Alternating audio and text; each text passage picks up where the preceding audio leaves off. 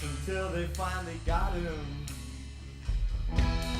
Paco the bad boy became the one to run away.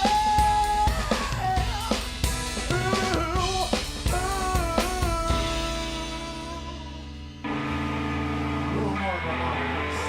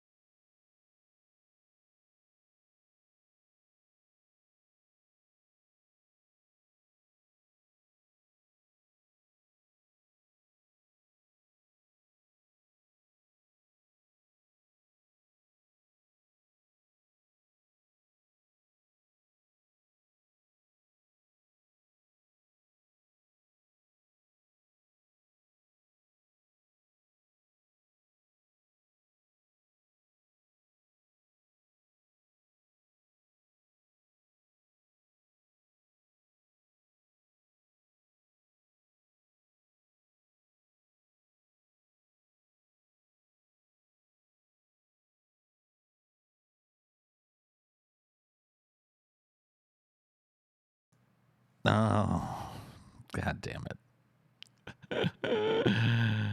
Stupid ass being muted. Anyway, whatever. Oh, God damn it. Stupid ass being muted. Anyway, whatever. All right, that worked. It works now. That part does, at least. Now we just got to get this other part going. Excuse me. Just gotta get this other chat going. I could probably do all this before the stream starts, honestly. But hey, what do you know? Everything's working now.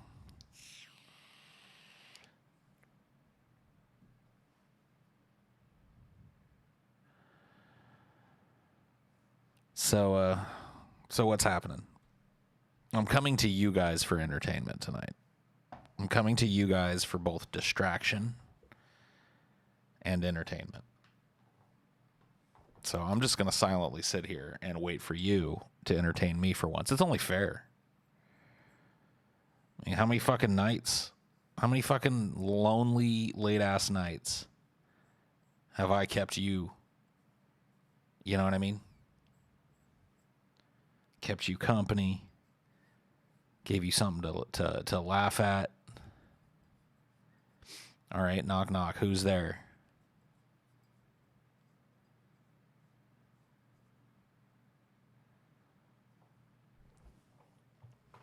My girlfriend who wasn't my girlfriend left me. That sounds pretty rough.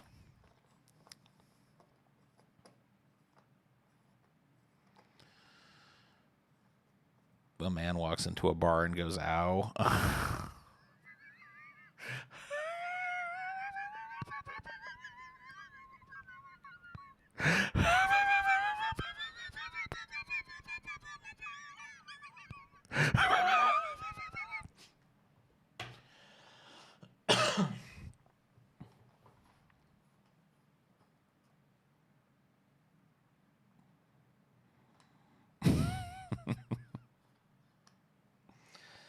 The voices are speaking to me yet again, telling me what to do and what to say. I've got a joke for you, Donald Trump. Okay. Good one, bro. Never heard that one before. Should take on the sting index like Coyote Peterson? No, thank you. No, I don't want to be stung by any creature that lives or crawls or flies or swims. Look, I will stay out of their way, and if they just stay out of mine.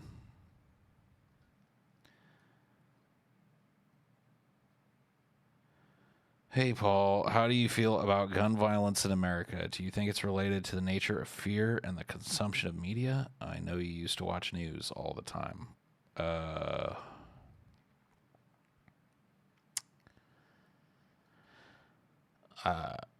I mean, I think it's probably related to those things and a bunch of other things, but I think the biggest factor is, and this is going to sound crazy, it's way too easy to get your hands on a gun in this country, and guns are way too abundant. How's that? There's some high-level intellectual breakdowns of what's actually going on in the world. How do you like that? Paul still thinks we're real. Yeah. Just watch Bowling for Columbine. Oh yeah, I remember that. It's been a long time since I've seen it, but it's a good documentary.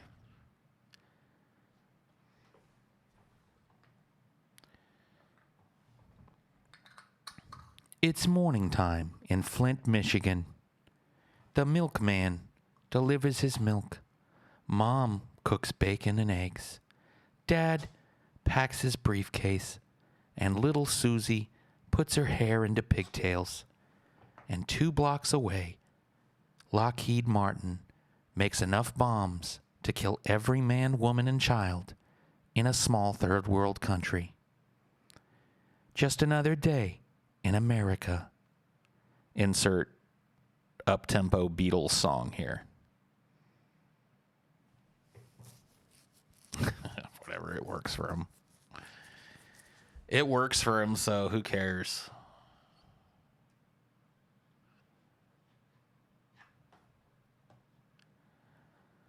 Hey, Paul, I recently finished The Stand, and I was confused by the way things ended in Vegas. So Flag panicked, lost control of his own magic fireball, and set off the nuke. Something like that, yeah.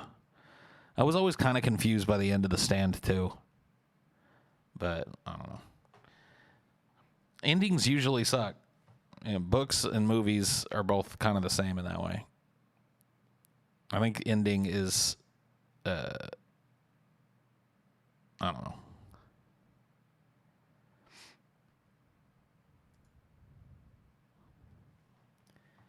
I think it's the hardest part of making a cohesive story.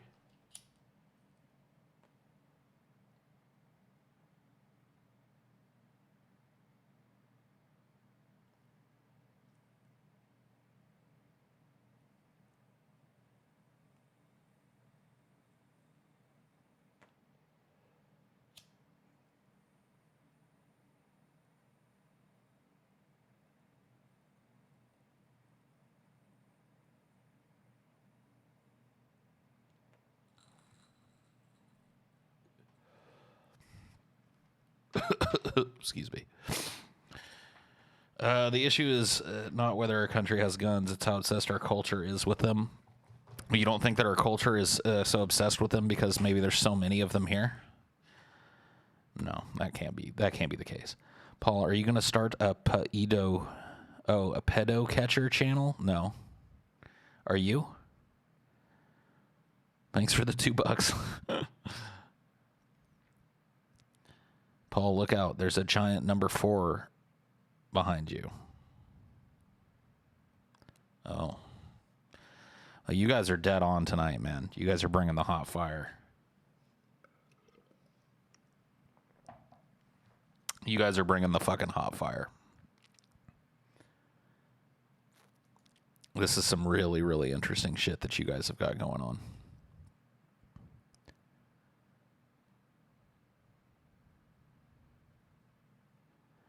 Paul, how do you know the stand? Did you know that the stand was interpreted into a comment? Yeah, I know. Thanks for letting me know, bro. Throwing out random facts. This is why we're not the entertainer. Tonight you are, bitch. You better tie your ribbons and bows and put on your tap shoes and get started because, yeah, most of the time you may not be, but tonight you are. Tonight you entertain me.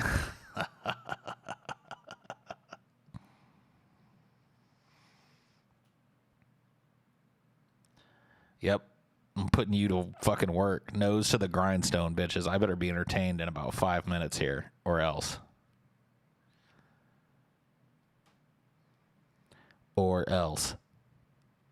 You heard me right. Or else.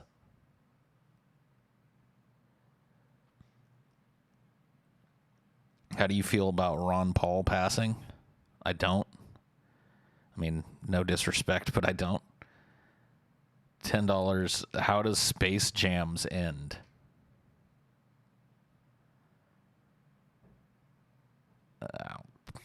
You got me, dude. Michael Jordan butt fucks Bugs Bunny. And then Porky Pig goes, ba-dee, that's all, folks. Dun, dun, dun, dun, dun, dun.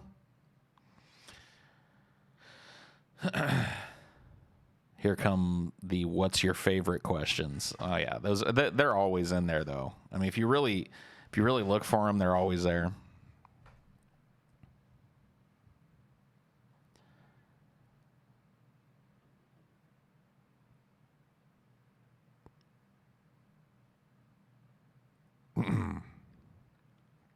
Want to play the favorites game? What's your favorite? My favorite is favorite. What's yours? My most favorite is the favorite.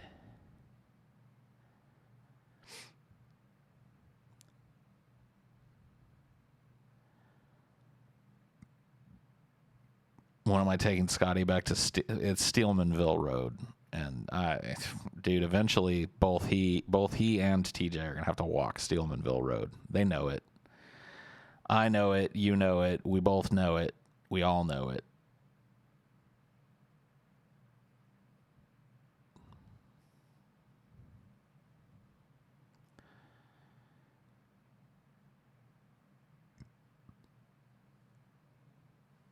What do you hate the most? Get out of here, dude. That's even more boring. It's even more boring than what's your favorite, because at least you like the things that, you know, you would list as your favorites.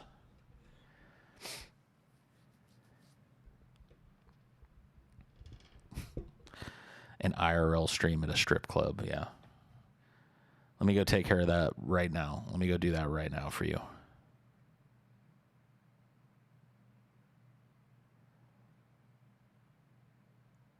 Ron Paul went to on of the Open Up protest and is on the way back to his car. He got hit by a semi. It's really sad. He was a hero. Stood for us. All right. I mean, I'm not gonna dissuade you from continuing to throw handfuls of money at me, but you know, you can try and make sense.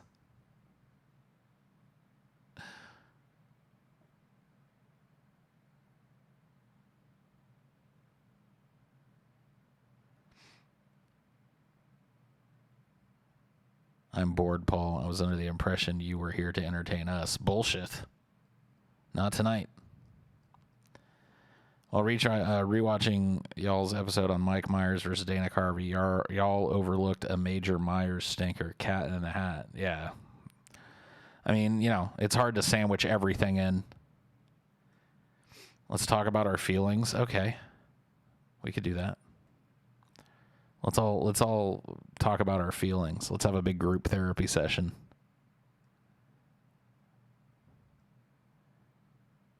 When will I get a third poster? One of these days, maybe. Maybe I'll be successful enough to handle 3 posters.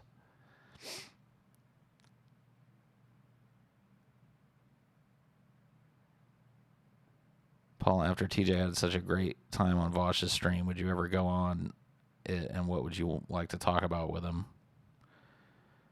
I mean, yeah, I guess I'd go. Probably. And it would be nice to have a talk that didn't include tons and tons of current political nonsense. I'd like to have like a theoretical talk with him. Talk about the future. Talk about the wisdom in continuing to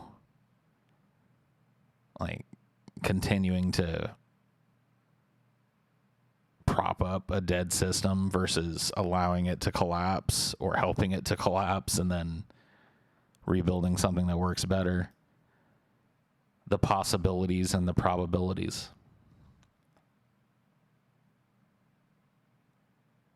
Vosh doesn't like non-voters. I don't care. I don't like voters all that much either.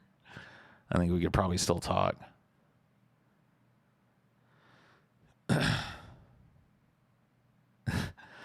All right. I'm just gonna let you ramble nonsensically and inadvisably dump money into the stream at this point. But there's some nonsense going on. It's just expensive nonsense.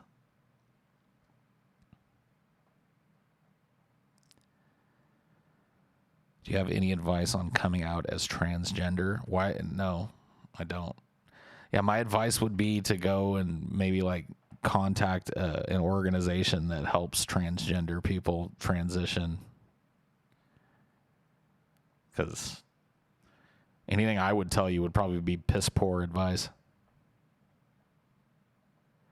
Piss poor.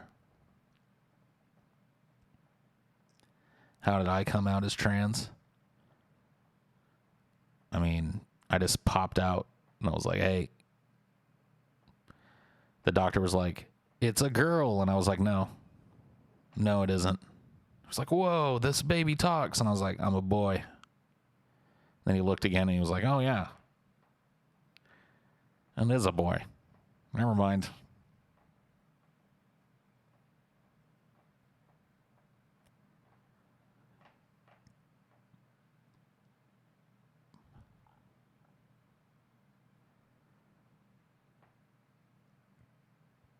Why does everybody want my tips tonight? Got any tips?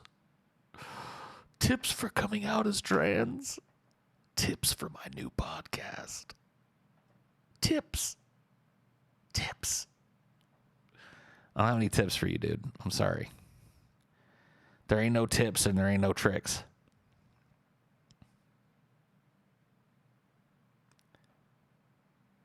How do you come out as a neckbeard? You grow a neckbeard. Isn't that obvious? How did I come out as Paul? If I told you that, you'd be able to be Paul too. And we can't have that.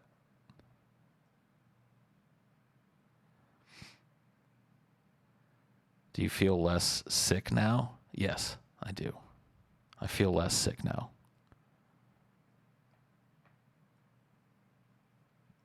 Got any tips on making a good super chat? Hey, that was a good one right there, Otello. That was a tip right there. What a tip.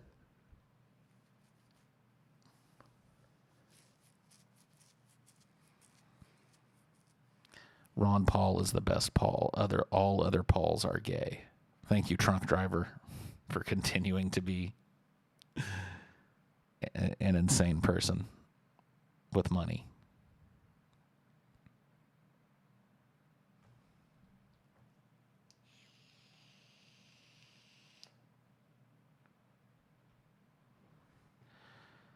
You have to build a Frankenstein's monster for a best friend, but you can only use dead serial killers. Whose parts do you use and where?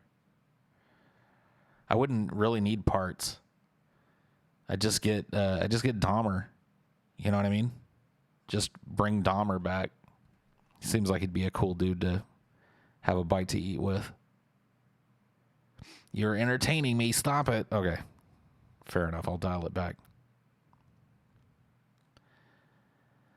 I will dial it back.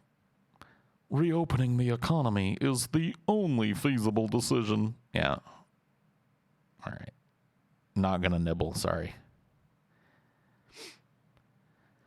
Pitch a Netflix show right now. All right, the fat chick from the new Ghostbusters wants to get a high-powered job with a company.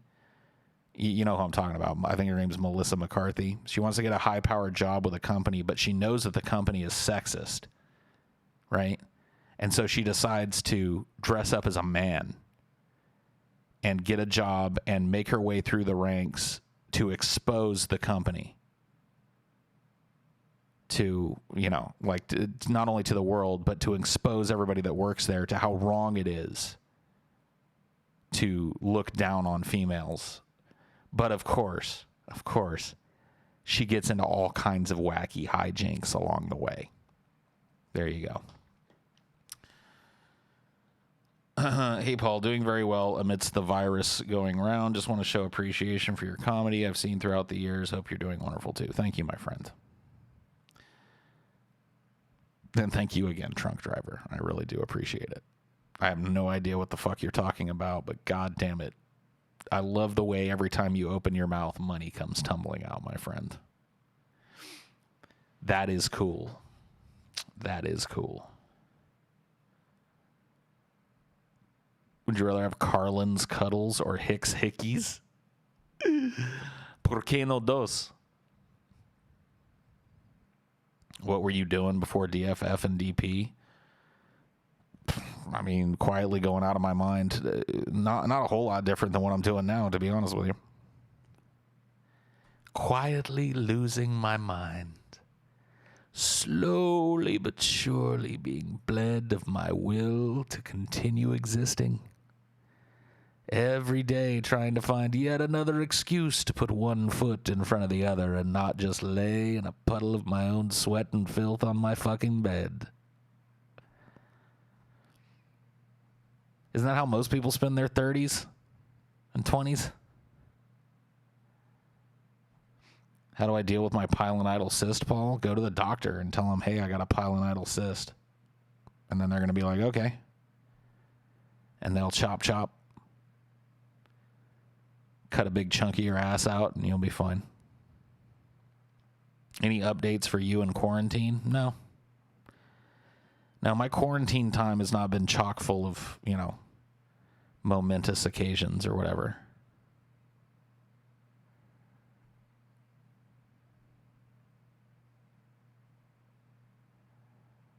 Best Sondheim musical other than Sweeney Todd, my favorite is Passion. I mean, I tend to like Assassins. I like Sweeney Todd a lot. But I'd say outside of Sweeney Todd, Assassins would be my favorite Sondheim musical. Alcohol of choice? Tequila, I guess, if I had to choose one type of alcohol. When did you stop formally acting? Never.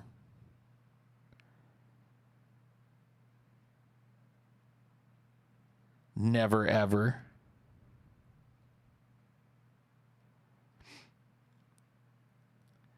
Do you like butt stuff? Sure. Nothing wrong with butt stuff. I hear this whole quarantine is actually just to keep us all inside, so they kill the homeless and poor with silenced weapons via mercenaries let loose in the night. That doesn't sound altogether too plausible, but hey, maybe. I'm not going to rule it out, you know?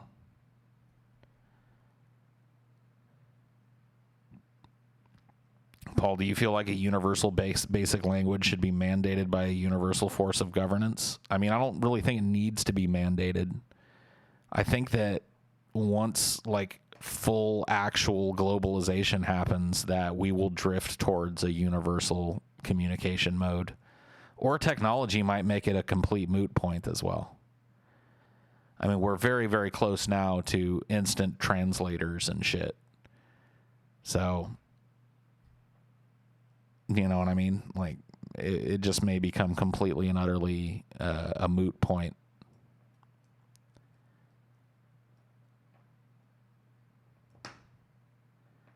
Are you gay? Dude, so fucking gay. So incredibly gay. If coronavirus mixed with Ebola, would it be called Ebola-Rona or Coronabola? I like the first one better. Ebola-Rona. But that also kind of sounds like something that you'd get at an Italian restaurant to me. Yeah, I'll have the Ebola-Rona. Oh, excellent selection, sir.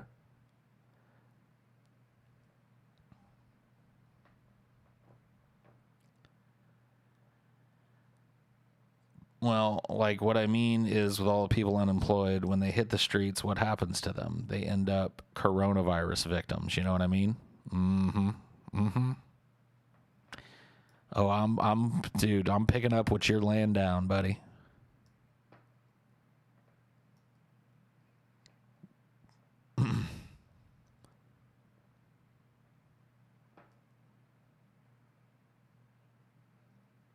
Do you know anyone who's gotten the Rona personally? I don't know. Knock on glass.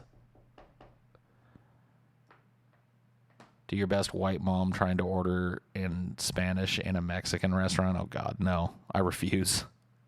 I'm not doing it. It makes me cringe.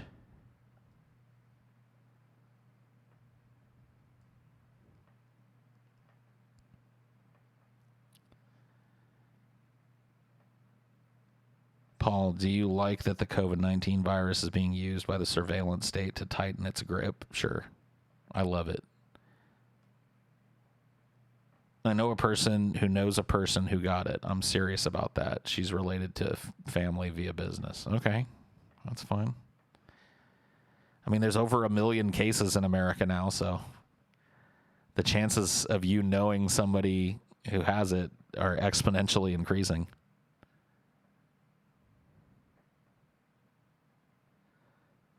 Impersonate the coronavirus? No. You guys keep trying to get me to do impersonations. And I'm not doing it. It ain't happening.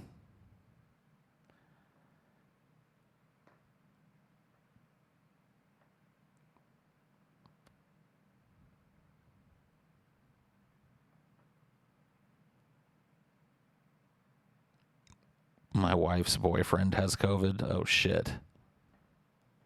Oh, double shit.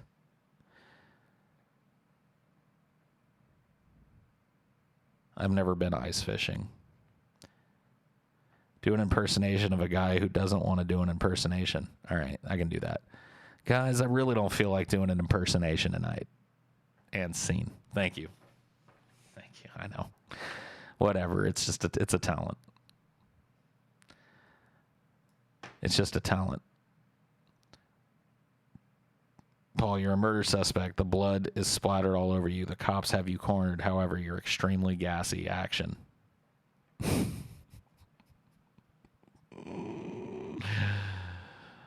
Oh boy. And now the regret is really starting to set in. The regret is really starting to set in now. slowly but surely, I'm thinking back now to myself about 10 minutes before I started this, when I was like wrestling with the idea of starting with one of these. I was like, I don't really feel like it tonight. But then again, I don't really feel like it any night. So maybe it'll help me feel better. Maybe it'll be a good distraction, you know? And then there's this other part of my brain that I didn't listen to. I was like, Paul, you don't want to do this tonight. Tonight ain't the night.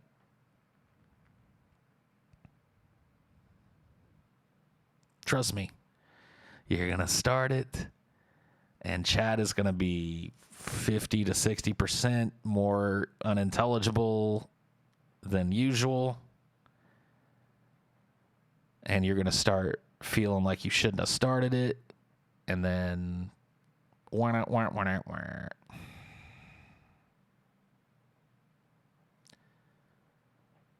a little book club, huh? Could be like the Oprah Winfrey show up in here.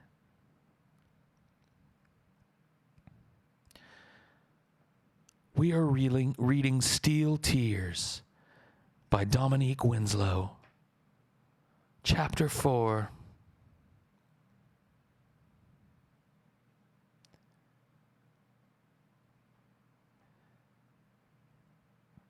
Just thought you were in the mood? Nah.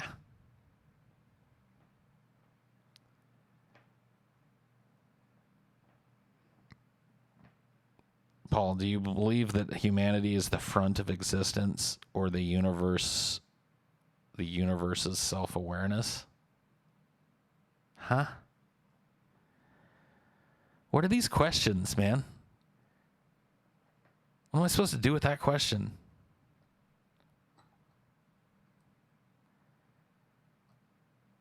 What do you want to do, or do you even not know?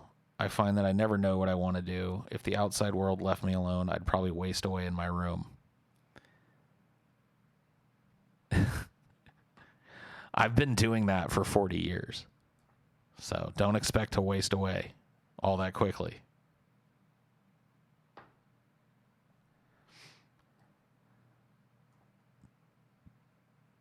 Literature discussion can be more interesting than these same conversations. Maybe. Mayhaps. What did you cut your foot on? Just like I couldn't even tell what it was, really. It looked like it was a piece of some packaging that just fell underneath my desk at some point. Got lodged in the carpet. And yeah, it sliced my foot pretty good. But it's fine.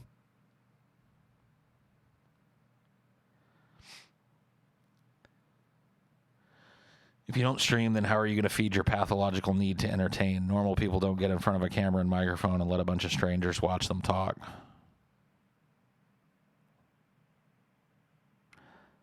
You saying I'm not normal? Is that what you're saying? Is that what you're saying to me, that I'm not normal?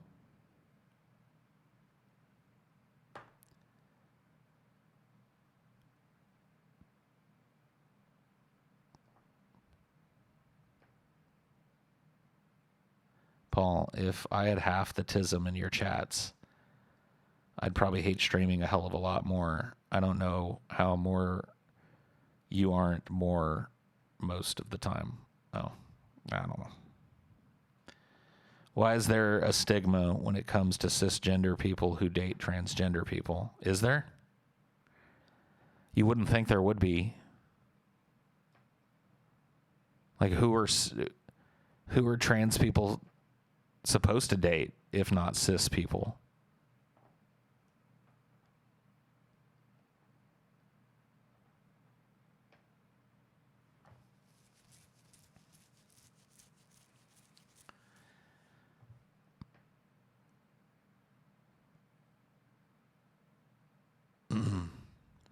When you put it that way, Paul's pretty messed up in the head. Ding, ding, ding, ding, ding. You're just figuring this out. So this is new information to you?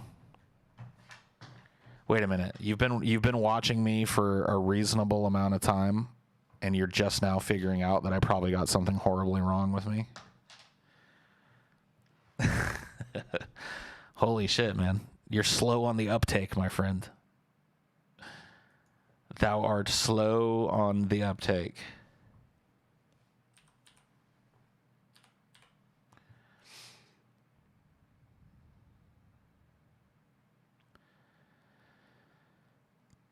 Get thee to a nunnery. Fart! That's right. That's right.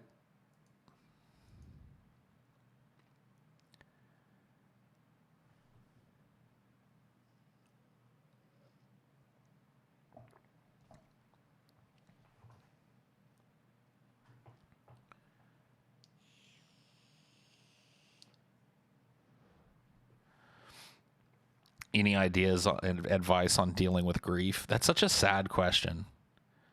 I just picture that there's like a dude out there that's really hurt and he's just, you know, kind of absently watching, and then he just decides, you know what, fuck it, I'm just going to ask. He'll probably ignore it anyway. He's just like sitting alone in a dark room with tear-stained cheeks, you know, and he's like, Paul, any advice on dealing with grief? You know, and I see it float by and I'm just like,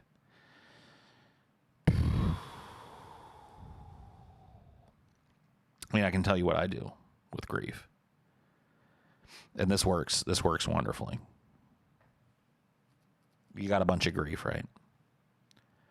Here's what you do. You stuff it deep down inside and you let it rot and fester inside of you like a cancer.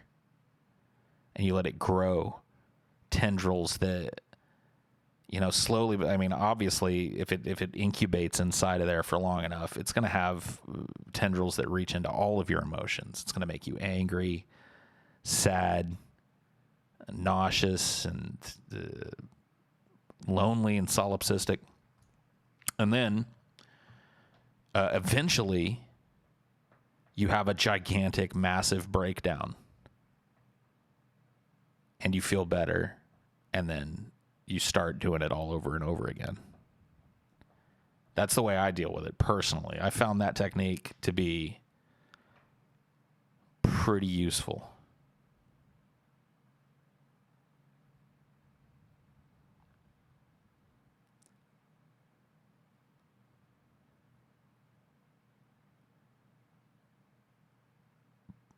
I love someone out of my league who doesn't feel the same way. I really am in love with her, but no matter what I do, she won't feel the same way. What should I do?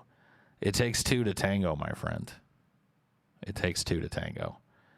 I've been in that position before. It sucks, but there's really nothing you can do.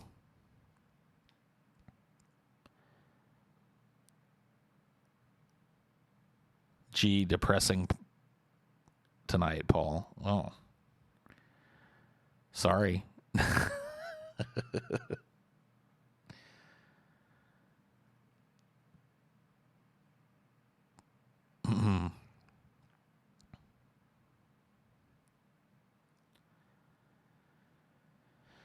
Just remember you had a life with someone at all. There's a lot of sad people who don't have anything to lose, not much at least. Whoa, I didn't think that it could get even more depressing, but it just did. It just did. Yeah, we need some sad music if this is the way the shit's gonna be.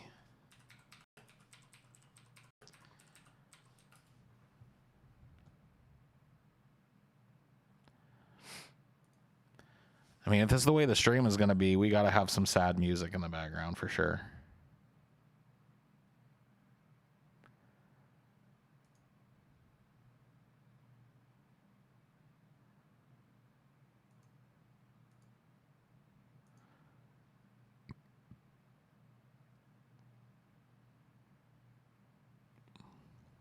Why so gloomy? Why are you not gloomy? Why don't you answer that? Like, what reason do I have to not be gloomy?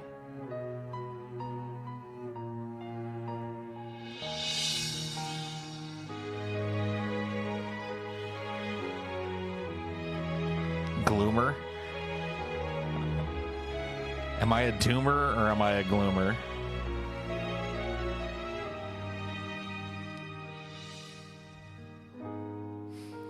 Yeah. If you're not sad and depressed and at the end of your rope, get the fuck out. Vamonos. Get out of here.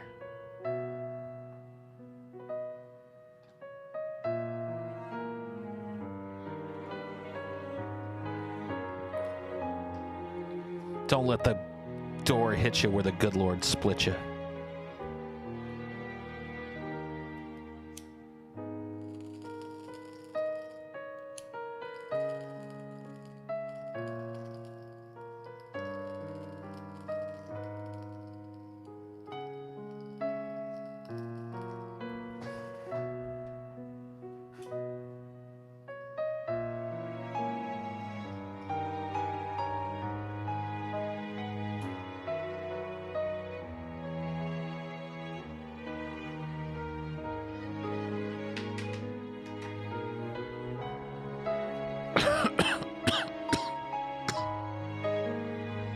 This is it, guys.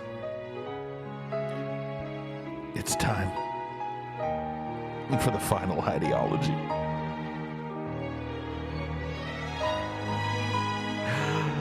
It's been real. It's been fun, but it hasn't been real fun.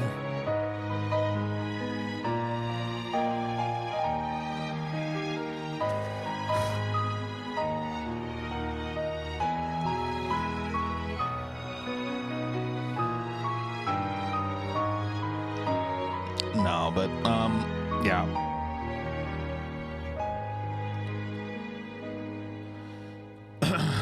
No, I mean, that's it. I've been, you know, it's just been a very, I've been very not with it for quite some time now. Mentally speaking. And I don't think there's a whole lot I can do about it.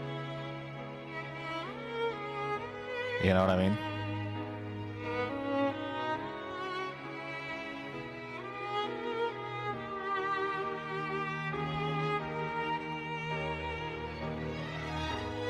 It sounds like Final Fantasy music, does it?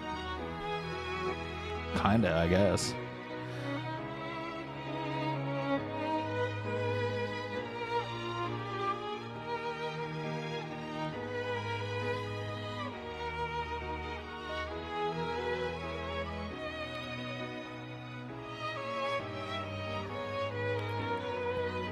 Well, if this truly is the last one, love you. Oh my God, come on, that was a joke.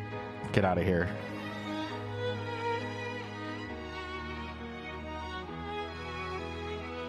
Left in misery, hopelessness thrives. Oh man, give me more sad quotes. The best way to deal with depression is to wallow in it. This is something that I've learned.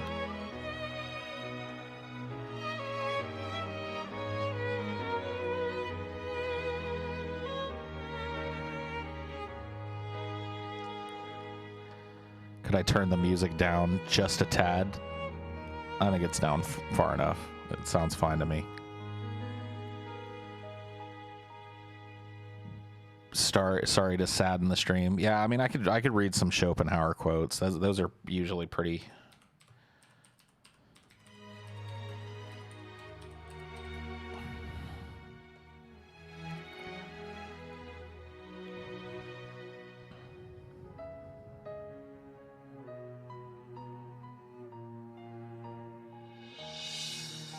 A man can be himself only so long as he is alone.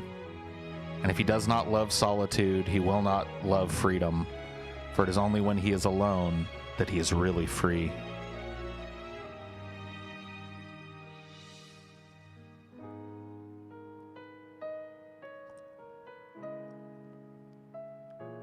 Damn.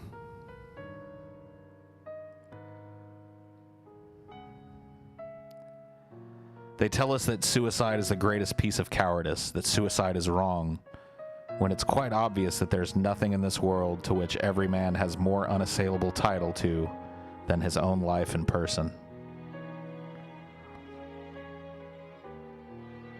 Man, Schopenhauer, why are you such a downer? Every miserable fool who has nothing at all of which he can be proud adopts as a last resource pride in the nation to which he belongs. He's ready and happy to defend all its faults and follies tooth and nail, thus reimbursing himself for his own inferiority.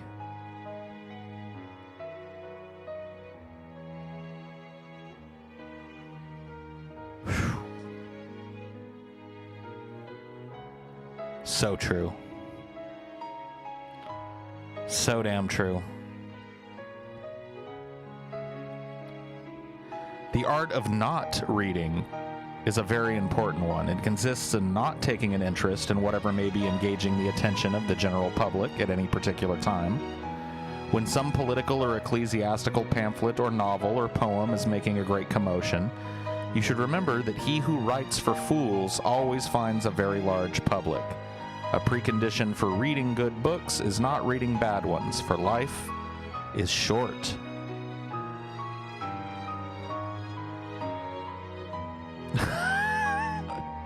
Thanks for your last $2, my friend. Oh, this is a good one. This is a short one. Life is a constant process of dying.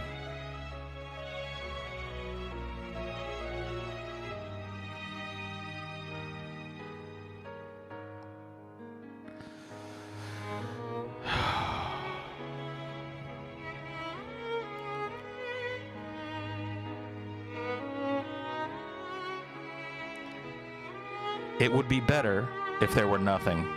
Since there is more pain than pleasure on earth, every satisfaction is only transitory, creating new desires and new distresses. And the agony of the devoured animal is always far greater than the pleasure of the devourer.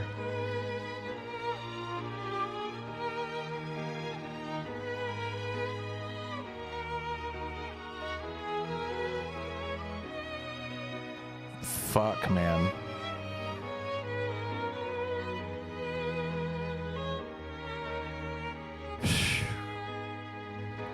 Yeah, that's a deep one. That's a tough one to deal with. All right, I've had enough of the violin music. I can't hang anymore. I can't hang with that same violin music anymore. We'll have to find something else.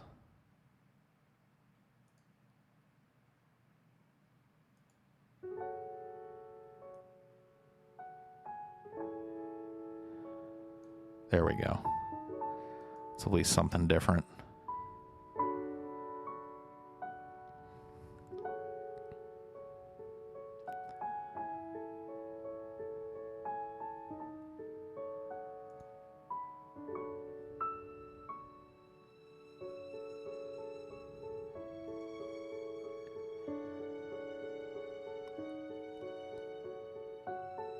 There is not much to be got anywhere in the world.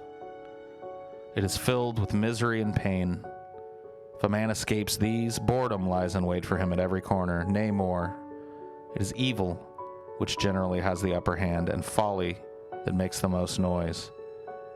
Fate is cruel, and mankind pitiable.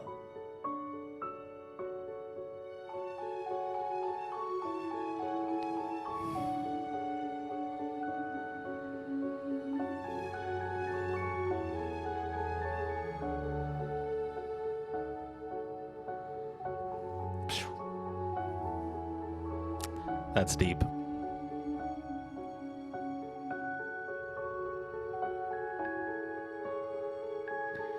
Whatever torch we kindle and whatever space it may illuminate, our horizon will always remain encircled by the depth of night.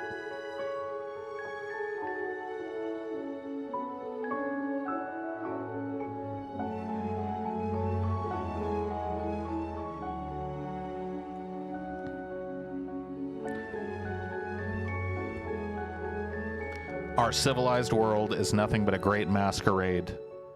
You encounter knights, parsons, soldiers, doctors, lawyers, priests, philosophers, and 1,000 more, but they are not what they appear. They are merely masks. Usually, as I say, there is nothing but industrialists, businessmen, and speculators concealed behind all of these masks.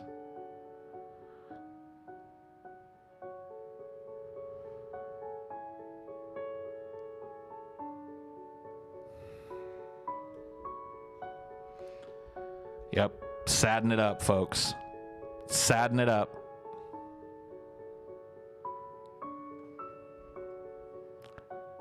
It's time to drag you all down to my level.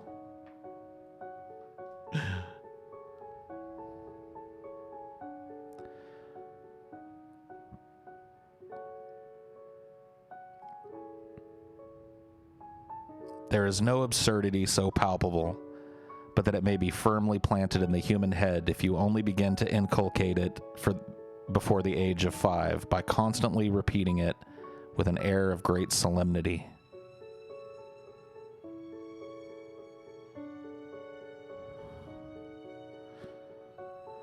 It's basically nothing is too stupid to be believed.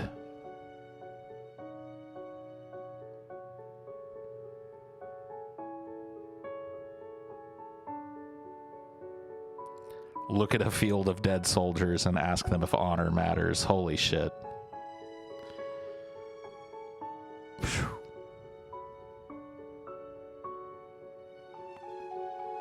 To be alone is the fate of all great minds, a fate deplored at times, but still always chosen as the less grievous of the two evils.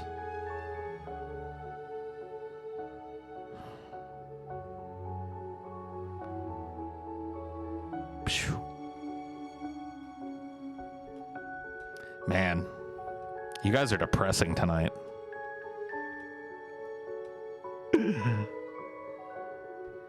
Why are you guys so down? Why are you guys so depressed tonight?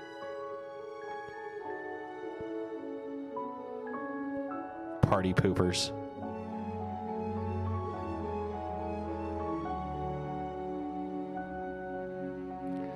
Live, laugh, love, huh? Yeah, that is a pretty sad quote, honestly.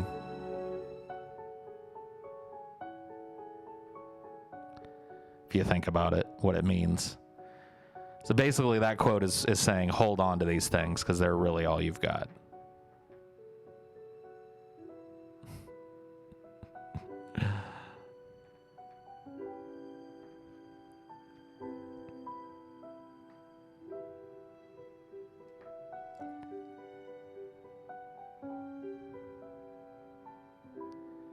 I keep my ideals because in spite of everything, I still believe that people are really good at heart.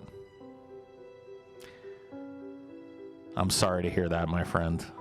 I'm sorry to hear that you labor under that misconception.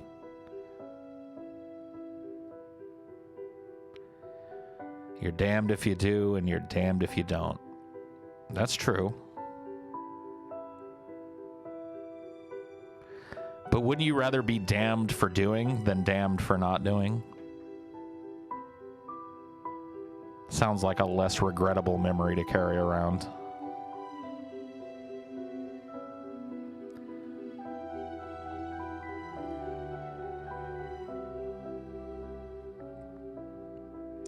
So that means that everything you do when you're young are the best times of your life, at least from a free perspective.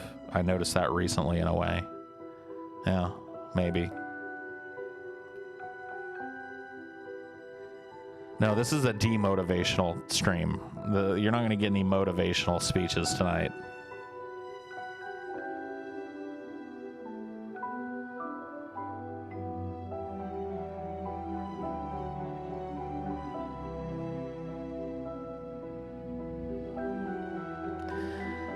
In our early youth, we sit before the life that lies ahead of us like children sitting before the curtain in a theater, in happy, intense anticipation of whatever is going to appear. Luckily, we do not know what really will appear. Phew.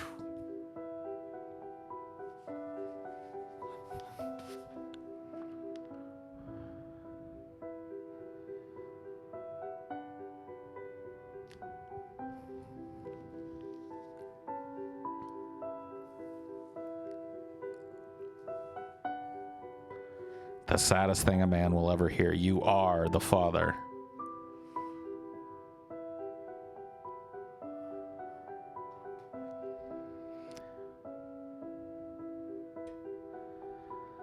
I mean, you know, all joking aside, this kind of tact on life, it really does resonate with me. And I have a hard time empathizing with people who don't see life this way. This is pretentious. Well, yeah. It's edgy and depressing. Of course it's pretentious. Thanks for pointing out the obvious.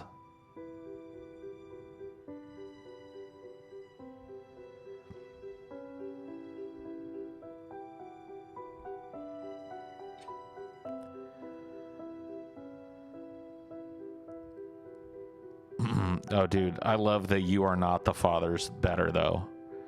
I love those "You Are the Father" / "You Are Not the Father" like you know, compilations that you can find. But I really like the "You Are Not the Father" one the most, because a lot of the women are like, "I'm 1,000% sure, Maury. I'm 10 million billion% sure that he's the father. Look at his eyes. Look at his nose. It's the same eyes and same nose." You know what I mean? And the dude is usually just like, "Nah, it's not mine, man." She's like, "Yes, it is." And the whole crowd is usually on her side. The crowd is like, "Yeah, it does look like him, blah, blah, blah, blah." And then Maury always reads it the same way. "You are not the father." And usually the woman goes running into the back room to cry on the couch. That's how most of them go.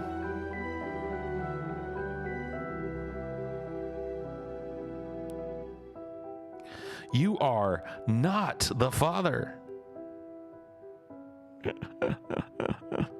You're just like, holy shit.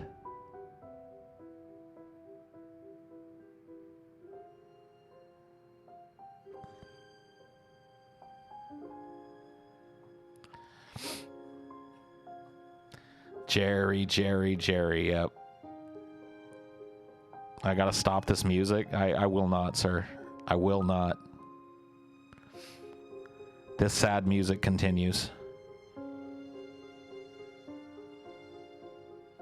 Read Emile Chiron quotes. All right.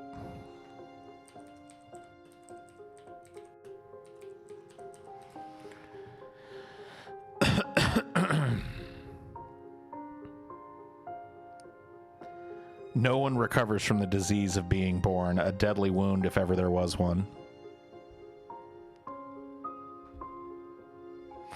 This guy, this sounds like my kind of philosophy.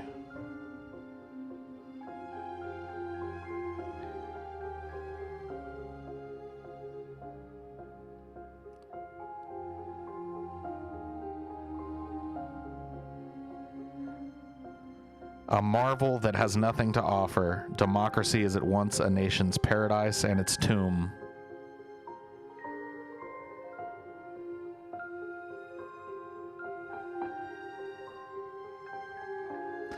Yeah, dude, it does hurt so good, doesn't it?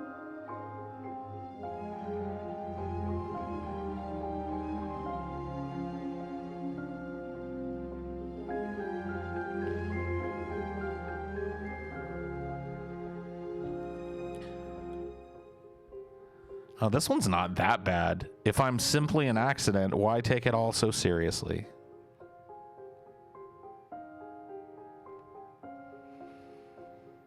That's pretty uplifting. I mean, it's not necessarily, it doesn't start in the most uplifting manner, but it's pretty uplifting. I can get with that one.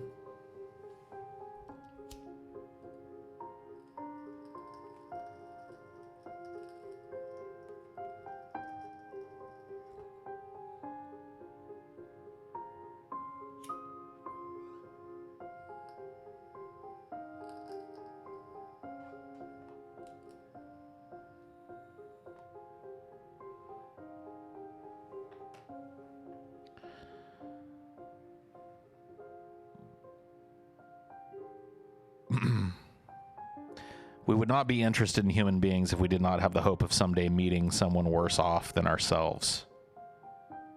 Damn. Is that true?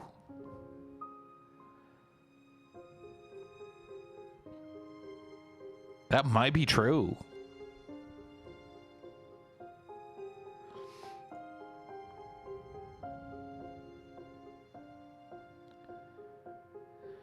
However much I have frequented the mystics, deep down I have always sided with the devil. Unable to equal him in power, I've tried to be worthy of him at least, in insolence, acrimony, arbitrariness, and caprice.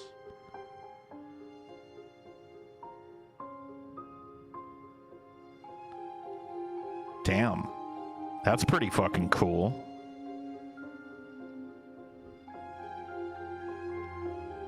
Shout at the devil.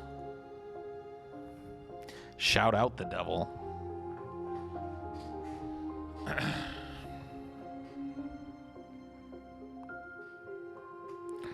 Yeah, I mean, hey, that's a lesson we've got to take away from this, I guess.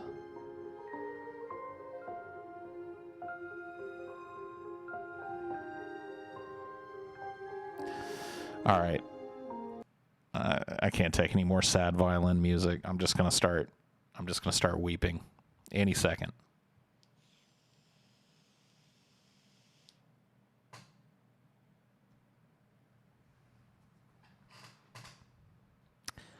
Trixie Satan. Yeah, I can't hang anymore, dude. It's too much. It's too real.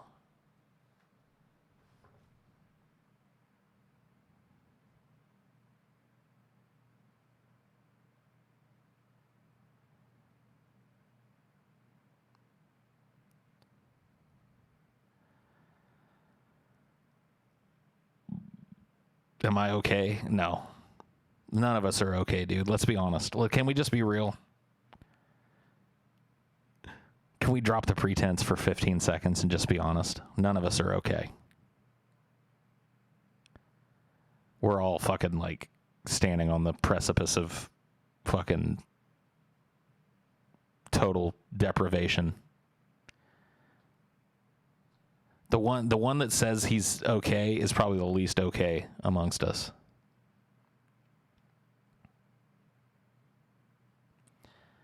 It's just easier to say, like, how you doing, man? Oh, I'm okay. How are you? Oh, I'm okay too.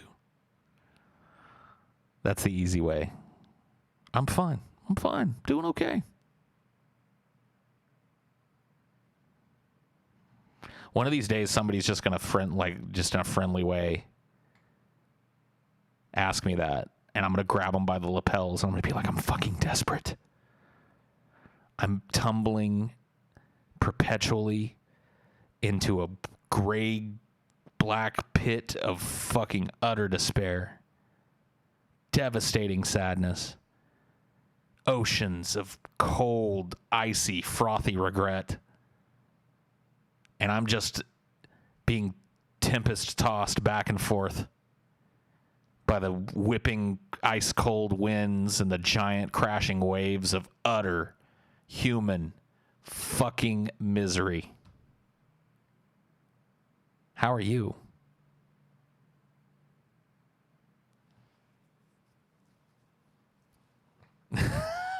You know what I mean?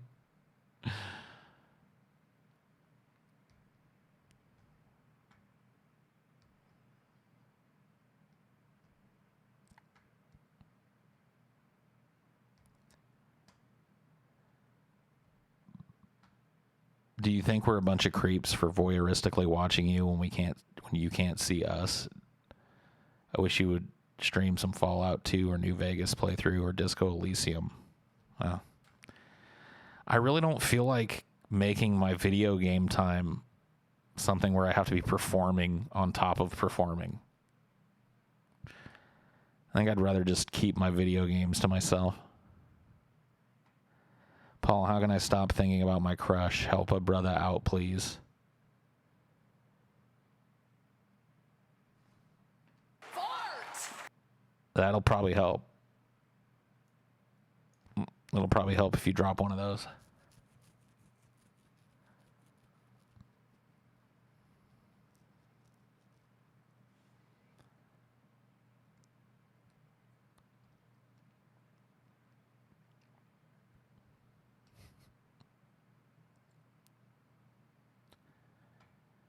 Does accepting life as bleak help? I think for some.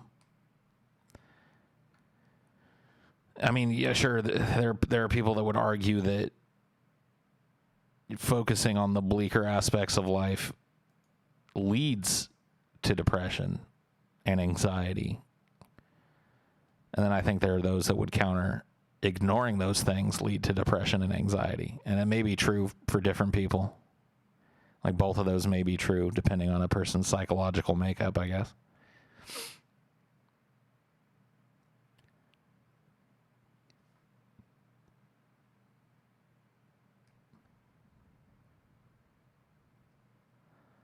Favorite fart? I don't know that I have one, bro. They're all so wonderful.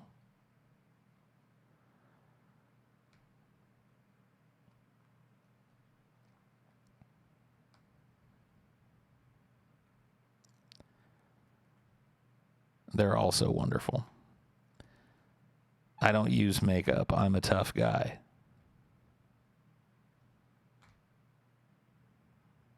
Good for you, bro. Good for you.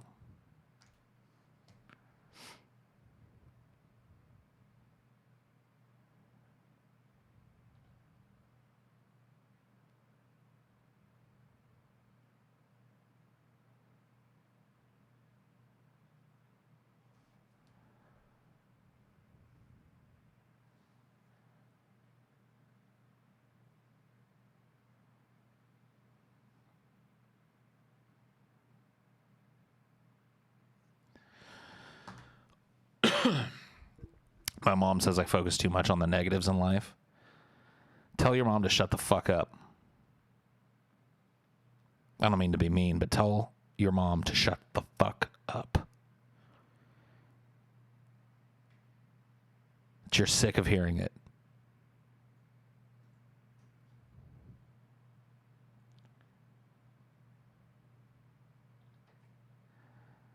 The obsession with suicide is characteristic of the man who can neither live nor die, and whose attention never swerves from his double impossibility.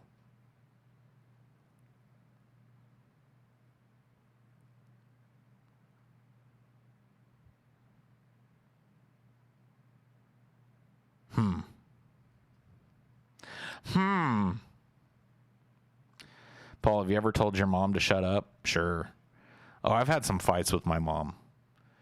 That's something about myself that I've only very recently started to kind of like try and deal with and change. Is like pretty much my whole life I've thought that the best way to solve problems is to verbally argue with people. Like to get into verbal disagreements and fights and shit. Because that's how my family solved problems. So yeah. I've had some knockdown, drag out verbal disagreements with my ma. For sure.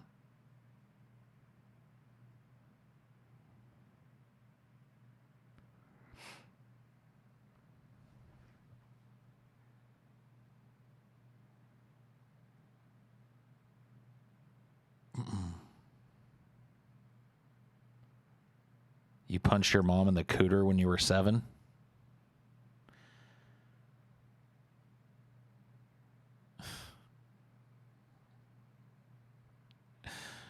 Cool. Let me ask you, dude, when you punched, was it... One of the wettest we've ever seen from the standpoint of water. I know it sounds gross, but I'm just asking. I just had to ask. Curiosity killed the cat, you know what I mean?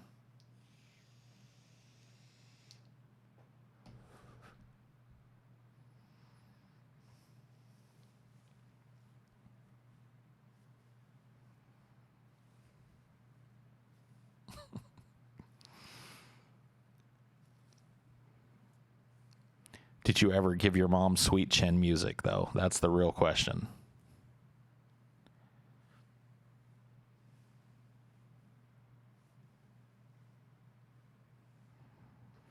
Any advice for somebody losing their virginity soon? Have fun? I don't know. I gotta tell you, man, a lot of importance is placed on this virginity shit, and it really, like, once it's over, it really you realize that there was nothing going on there. But yeah, have fun with that. Wrap that rascal and all that. You know what I mean? You know, the average nut lasts, what, 5-10 seconds, but herpes is forever, my friend.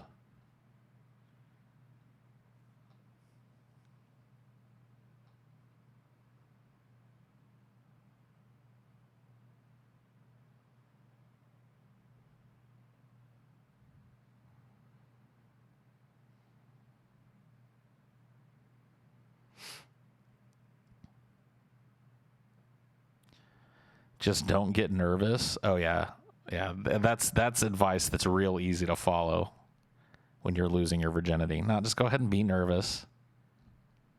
Get it over with. You know what I mean? Once all the expectation and stuff is blown out, then you can actually focus in on enjoying the sex. You know what I mean? I lost mine when I was 22. Found out why I never had sex before. It's overrated and women enjoy it more. Sorry you feel that way, bro.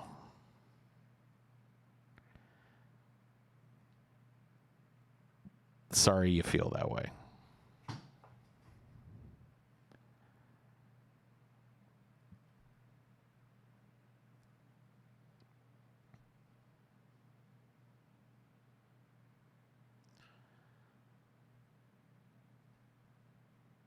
First time I had sex, I was nervous, but the chick I was with understood and was pretty hands-on with me. I was 16. You lucked out. I kind of had a similar situation. I lost the V card to an older woman who was patient with me, willing to put up with my, early game foibles. That's the way it should be for everybody, dude.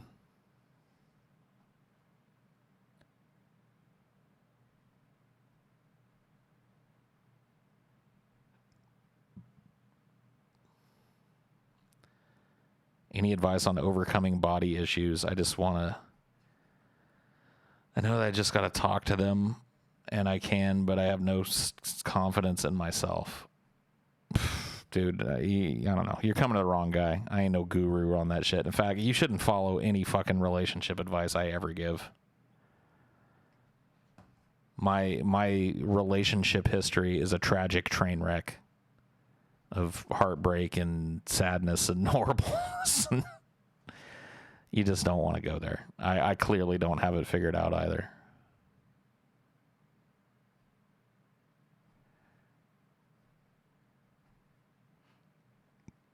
My first time was gross. She was really drunk and had vomit down her front. Oh my God, dude. I'm sorry. That's horrible.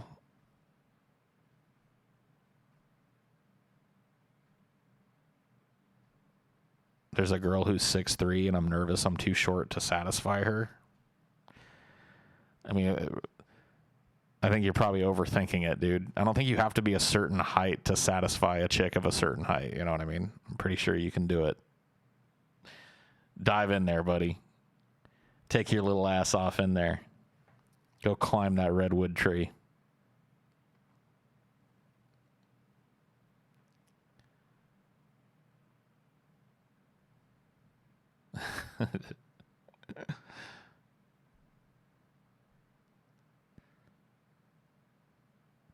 What do you need? Do what you need with her, then broom her fast.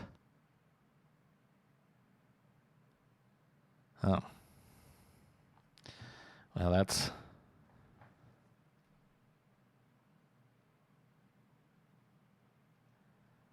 fine, I guess. Plant your seeds in that sequoia. Yeah.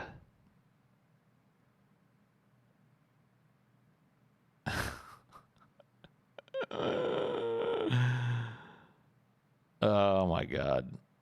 What the fuck, dude?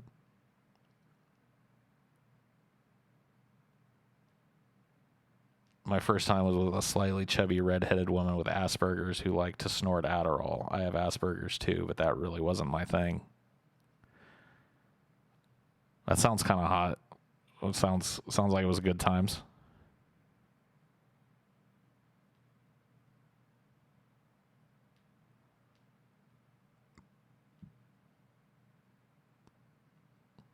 Why didn't your relationships work out, if you want to say, Paul? I'm a fucking nightmare. I mean, look, it takes two to tango, and all my relationships were that same way. But when you're talking about what did I contribute to it, I'm just a nightmare. I'm a nightmare to live with. I'm mentally ill. I'm prone to long periods of unavailability. I'm prone to at least quick verbal anger. I have been in the past. Let's see. What are my other failings? The list goes on.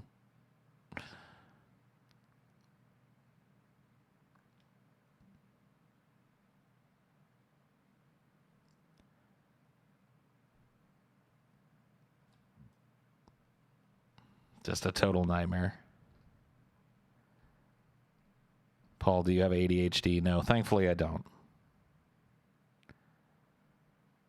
I hate that my anger gets the better of me. Yeah, me too. It's the thing I regret the most. It's the thing I hate the most about myself is my propensity to be mad and to say things and do things that I don't want to be doing because I'm just so utterly controlled by the anger aspect. And it runs in my family. It's definitely something that I, at least in some part, inherited, you know. Verbally abusive. I have been in the past, yeah, for sure. I've also been verbally abused, so. But yes, if we're just speaking about me, yes, I have dealt verbal abuse and been dealt it.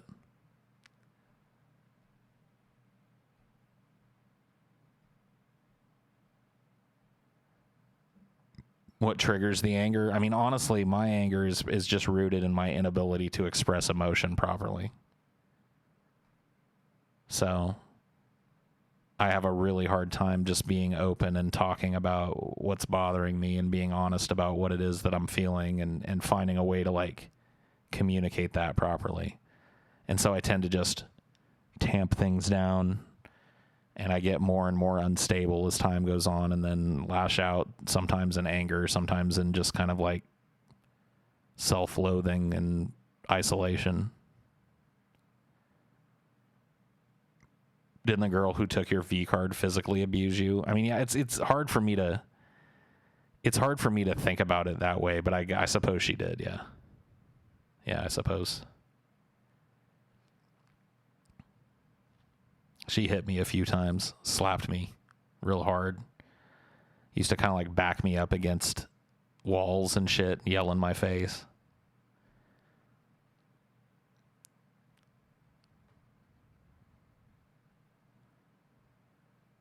I always fail because I'm no good at noticing when there's a problem, but I've always told my girlfriends to talk to me if there's anything wrong. They never do. They just leave. See, that's the problem, though, is like you have to be the one. You have to talk. She said she pulled your hair. She pulled my hair, too. Yeah.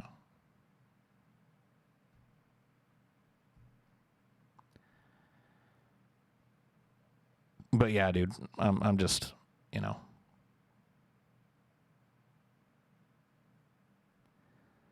I'm a nightmare to be around for sure.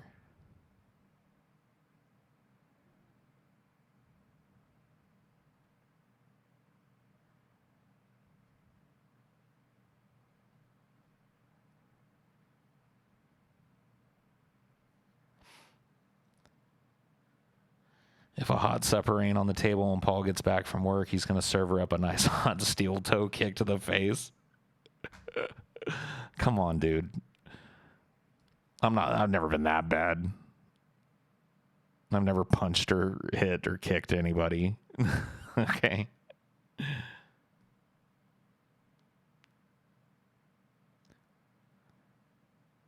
I had a girlfriend leave because I didn't want to sleep in the same bed as her. She snored really loudly. Yeah, I mean, that's all part of compatibility, dude.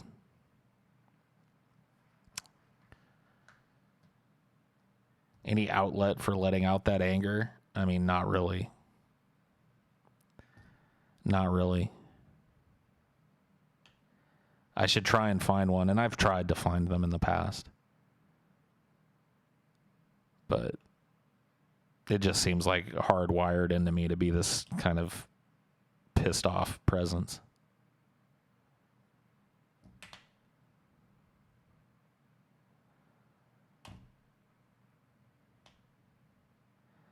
Anger management. Yeah, like that's what I was just talking about.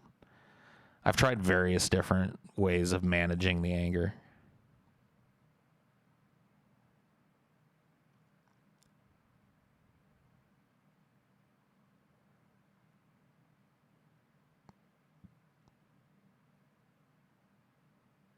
Just beat your significant other to let out your anger. That doesn't sound like the most healthy way of dealing with things.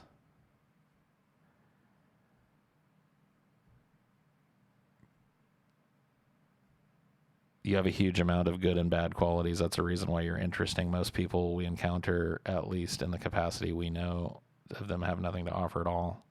I mean, I don't know about that. But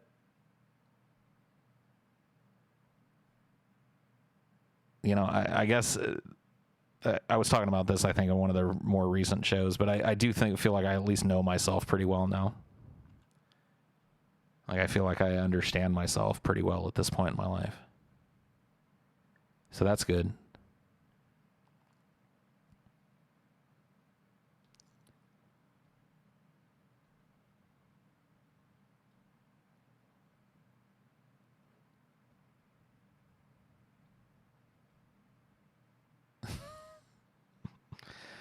Would it be worse to be your miserable self for the rest of your life or be forced to present yourself as happy-go-lucky? Well, I mean, being forced to present yourself would mean that you were still sad on the inside. So I think it would be easier to just be how you are than to have to fake it. But you do have to fake it, too, by the way. You know, people that struggle with depression and anxiety and combinations of those things fake it constantly. And you're welcome, by the way. From all of us that suffer with those things to all of you that don't, you're welcome. We work really hard to not make you feel uncomfortable and to not let on that, you know, we're quietly going insane. We put in a lot of work. Why, hi, Joe. I'm doing just fine. How's the wife and kids? Oh, that's awesome. Yeah. Oh.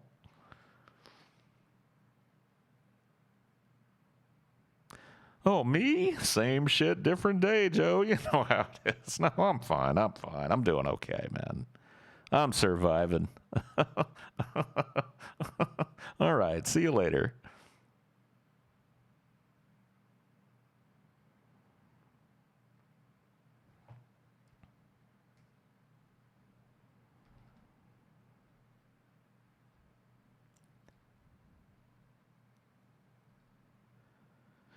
Sometimes I'm on the verge of a panic attack and trying my hardest to act normal. Oh, yeah. Those are fun, too. I love those.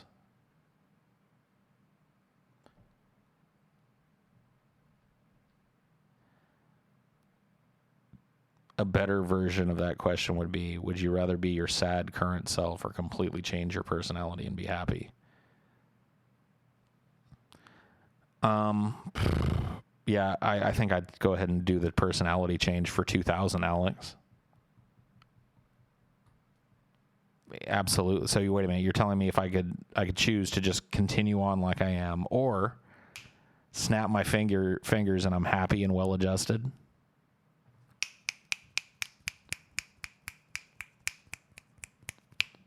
It didn't work. It didn't work. I feel like I'm indulged in a perpetual identity crisis. I just don't know who I am. Yeah, I mean, I guess I can relate to that. I don't feel that way as much anymore. But I also don't really feel like it's something that you really get to know truly. You know, other people, I think, know who you are better than you do sometimes. Or at least that's how I feel about myself. But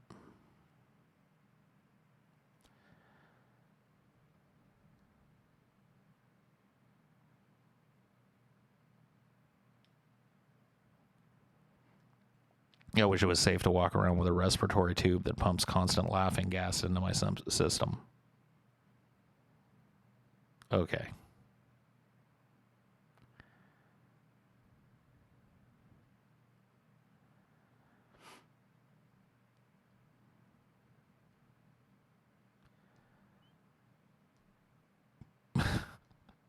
Paul, do you think if your ability to choose how you live was taken away from you, a lot of your mental issues would dissipate? No. I may be wrong about that, but no, I don't. You have the runs really bad? I'm sorry to hear that, bro. I really am. All right. Good night, everybody. It's been a fun one, but all fun things have to end. I hope you feel uplifted. I'll see you later. Bye.